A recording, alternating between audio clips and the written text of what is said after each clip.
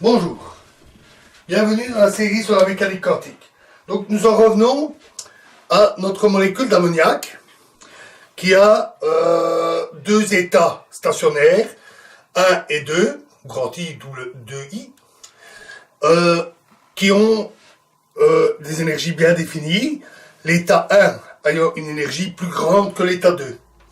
On s'attend donc à ce qu'il y ait une transition lorsque la molécule est dans l'état 1, une transition spontanée vers l'état 2 avec émission, par exemple, d'un photon. Toutefois, cette transition n'a pas de raison physique de se produire spontanément. Parce que, en effet, les états 1 et 2 sont des états stationnaires, stables dans le temps, d'énergie bien précise, bien définie, et qui n'ont aucune raison de changer, en apparence. Pour que la transition puisse se faire, il faut qu'il y ait un certain lien physique, une certaine interaction au sein de la molécule ou avec le monde extérieur pour que l'état stationnaire soit perturbé et puisse ainsi se transformer de l'état 1 en l'état 2. Or ici, un tel phénomène physique, un tel lien existe, c'est le moment dipolaire électrique. Donc comme je l'ai dit, la molécule d'ammoniac est polarisée, les électrons ayant tendance à se placer au niveau de l'azote. Donc on a un champ électrique au sein de la molécule qui pointe dans la direction de l'atome d'azote. Et suivant que l'atome d'azote est au-dessus ou en dessous du plan des hydrogènes, le dipôle électrique change de sens. Donc, ce dipôle électrique peut interagir avec un champ électrique extérieur. Donc, prenons par exemple un champ électrique que l'on va noter grand epsilon plutôt que E. La raison, c'est pour éviter de le confondre avec l'énergie, que nous avons noté E aussi. C'est un problème récurrent en physique. Il y a plus de grandeur et de concepts physiques que de lettres de l'alphabet. Donc il y a forcément des redondances. À des cas les plus extrêmes, ça va être T. T qui est utilisé pour la mesure du temps, mais aussi pour une certaine durée, une période, qui est aussi le symbole utilisé pour la température en degrés Celsius, mais également la température absolue en Kelvin. On l'utilise même pour représenter des tensions mécaniques, ce qu'on appelle des forces de contrainte, et également, par exemple, en relativité générale, pour le tenseur dit énergie-impulsion, qui se note également T. Donc, parfois, si on emploie deux concepts ayant le même symbole, il faut faire un peu un changement, une adaptation pour éviter les confusions. Ici, le champ électrique sera noté grand epsilon.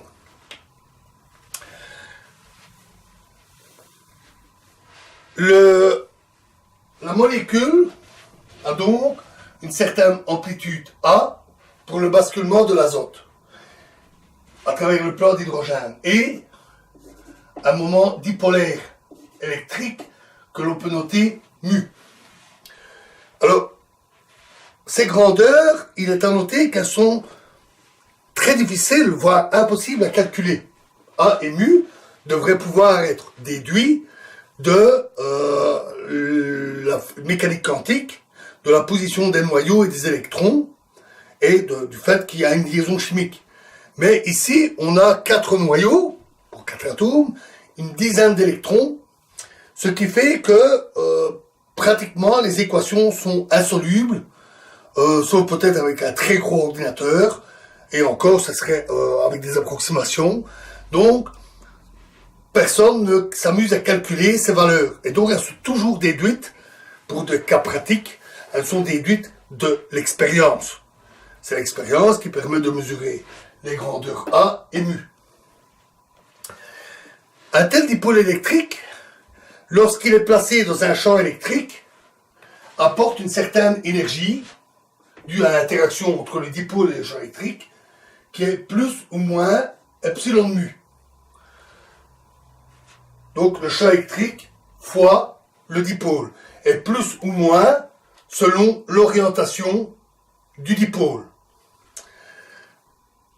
Ainsi, on a une variation de l'énergie, delta E, qui est égale à plus ou moins epsilon mu.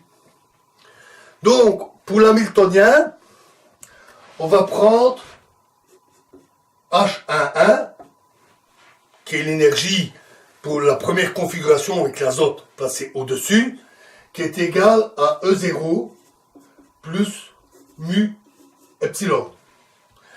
Et H22 égale E0, le dipôle est cette fois-ci dans l'autre sens, donc moins mu epsilon. L'amplitude A, même si elle reste difficile à calculer, elle dépend typiquement de la configuration de la molécule. On a un atome d'azote, trop gros pour passer dans le plan des hydrogènes, mais qui peut traverser par effet tunnel. Ce mécanisme dépend uniquement de la structure de la molécule, et si la molécule ne change pas de structure, l'amplitude A doit rester la même. Ici, si le champ électrique n'est pas trop intense, ça ne va pas déformer la molécule. Et donc, la valeur de A devrait rester constante, devrait rester la même. Expérimentalement, c'est d'ailleurs ce qui est constaté. Et donc, on a toujours H12 égale H21 égale moins 1. Alors, on cherche pour cet hamiltonien les états d'énergie stationnaire, comme dans le cas de la molécule d'ammoniac, dans une situation normale sans champ électrique, comme nous l'avons vu. C'est la résolution d'un système de deux équations à deux inconnues, avec quelques petites astuces, quelques petites difficultés. Ce n'est pas bien compliqué. Bon, ça reste du calcul pur, hein, résolution de système. Je vous en fais grâce. On fait ce calcul des énergies stationnaires et on trouve E1 et 2, les deux états d'énergie stationnaire pour la molécule dans un champ électrique, est égal à E0 plus racine carrée de A carré plus mu carré epsilon carré. Et l'autre E2, c'est la même valeur mais avec moins la racine carrée. On peut tracer le diagramme de l'énergie en fonction du champ électrique, ou pratiquement de mu epsilon. On obtient on a deux droites ici étant la valeur E0. On a deux droites à 45 degrés qui sont E0 plus mu epsilon et E0 moins mu epsilon. Et nous savons que, en l'absence de charge électrique, les états sont E0 plus A et E0 moins A. Et pour epsilon grand, on tend, on peut le vérifier facilement, on tend vers ces droites-là. On obtient donc deux courbes comme ceci. Donc, l'écart entre les deux niveaux d'énergie augmente avec le champ électrique appliqué. En particulier, si le champ électrique est très très fort, on tend vers E0 plus mu epsilon et E0 moins mu epsilon. Et on constate que dans ce cas, la constante A n'intervient plus, le champ électrique est si intense qu'il détermine les états et l'énergie de ces états, et l'azote n'a plus tendance à basculer parce que le dipôle électrique est complètement verrouillé par le champ électrique très intense. Donc les états se découplent. Un peu comme nous avions déjà vu un tel phénomène avec la structure hyper fine. Alors nous sommes prêts à parler du Maser. Alors d'abord, que signifient les termes Maser et laser? Alors laser, c'est un acronyme en anglais. Light Amplification by Stimulated Emission of Radiation. Donc, émission de lumière amplifiée par stimulation, par émission de rayonnement lumineux par émission stimulée. Et Maser signifie la même chose, mais avec M pour micro-ondes, microwave. donc micro-ondes. Donc ici, nous allons voir le maser. Donc un maser, c'est jamais qu'un laser, mais avec un rayonnement micro-ondes, donc des ondes radio. Alors, comment fait-on? Eh bien, on va prendre des molécules d'ammoniac, par un procédé quelconque, on va s'arranger pour ne plus avoir que l'état 1 supérieur, puis on l'injecte dans une cavité résonante à 24 GHz, où les molécules vont subir une transition de 1 vers 2 pendant leur traversée. Et la différence d'énergie entre les deux niveaux va se retrouver sous forme de rayonnement électromagnétique. Alors, pourquoi 24 GHz? Parce que c'est la fréquence qui est visée. La différence d'énergie, E égale H nu, pour cette différence d'énergie-là, c'est la fréquence qui est recherchée. Et qu'est-ce qu'une cavité résonante?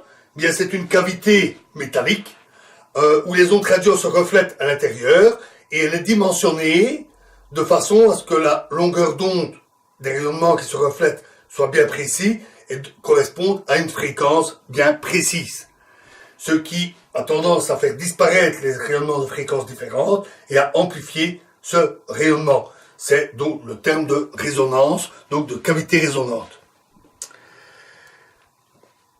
Alors, voyons d'abord comment obtenir l'état 1. Alors, pour ce faire, on utilise une cavité remplie d'ammoniac qui s'échappe par une petite ouverture. On utilise des cavités sous vide, ici, avec une deuxième petite ouverture. Ainsi, les molécules sortent de la cavité sous forme d'un fin faisceau. Celles-ci sont envoyées dans un dispositif où l'on a un champ électrique intense et dirigé vers d'intensité croissante vers le haut. Donc un champ électrique qui croît au fur et à mesure. Donc on utilise pour cela des électrodes avec une géométrie appropriée, de manière à avoir un champ modéré en bas et de plus en plus fort au fur et à mesure que l'on monte, en suivant le champ électrique. À ce moment-là, on constate que les atomes, les molécules dans l'état 1 sont déviées vers le bas et celles dans l'état 2 sont déviées vers le haut. C'est un peu le principe de l'appareil de Stern-Gerlach, mais qui utilisait des champs magnétiques. Ici, on utilise un champ électrique. Alors, pourquoi une telle déviation? Eh bien, les particules dans l'état 1 ont une énergie qui augmente avec le champ électrique, c'est le plus ici, et donc, ça correspond à, pour un champ électrique croissant, ça correspond à une force qui dévie les particules vers le champ électrique le plus faible. Inversement, l'état 2 a une énergie qui diminue avec l'intensité du champ électrique. Les molécules sont donc déviées dans le sens croissant du champ électrique. On peut calculer cette énergie, cette force qui dévie les molécules. Pour un champ électrique faible, la formule ici se simplifie. Alors, en laboratoire, les grandeurs rencontrées sont telles qu'on est toujours dans la situation d'un champ électrique faible. Les champs électriques forts sont difficiles à obtenir parce que dès qu'on atteint des tensions de l'ordre de 100 000 volts par mètre, il y a apparition d'un arc électrique, un claquage, comme la foudre. Il est donc assez difficile d'obtenir des champs électriques très intenses. Cela ne se rencontre que dans des situations assez particulières. Par exemple, lorsque on prend un noyau d'atomes qui est chargé électriquement d'électricité positive. Tout près du noyau, le champ électrique peut être extrêmement intense. Donc on peut avoir là des phénomènes liés à des champs électriques très forts. Mais c'est évidemment pour des dimensions minuscules. En grande taille, il est très difficile d'avoir des champs particulièrement intenses. Donc on est toujours en pratique dans les conditions d'un champ électrique faible. Et dans ce cas-là, les énergies E1 et 2 deviennent E0 plus A plus mu carré epsilon carré sur 2A. C'est simplement la racine carrée pour des valeurs très petites ou petites de epsilon. Et l'énergie 2, c'est le même, mais avec moins A et moins mu carré epsilon carré sur 2A. Et dans ce cas-là, la physique nous dit que pour une variation d'énergie donnée, on a une force donnée, c'est la loi de la mécanique, hein. La force que subit la molécule est donc mu carré sur 2A fois la variation avec la hauteur, on va l'appeler Z, la variation avec la position Z de epsilon carré. Et donc, la force est d'autant plus intense que mu carré sur 2A est grand. Et on appelle ça la polarisabilité de la molécule. Plus ce terme-là est grand, plus la polarisabilité est grande, plus la force subie par la molécule est grande. Et également, d'ailleurs, l'effet de verrouillage des états qui fait que A n'intervient plus pour des champs plus intenses. Une polarisabilité importante veut dire une constante diélectrique en électricité, une constante diélectrique élevée. Il se fait que dans la molécule d'ammoniac, la valeur de A est fort petite. Elle est fort petite et donc la polarisabilité est très grande. C'est une molécule dite polaire, très polaire. Et ça implique des forces de déviation importantes. Et donc, par ce dispositif, il est relativement aisé de séparer les molécules d'ammoniac dans l'état 1 et l'état 2, les deux états stationnaires. Donc voilà, nous avons déjà la première partie de notre Maser, la séparation et la sélection des molécules dans l'état 1. Alors, pour voir ce qui se passe dans la capacité résonante, alors ça c'est ce que nous verrons dans la prochaine vidéo. Nous allons voir comment se produit la transition de l'état 1 à l'état 2 dans un champ électrique qui varie au cours du temps. Donc ça sera pour la prochaine vidéo. Je vous remercie.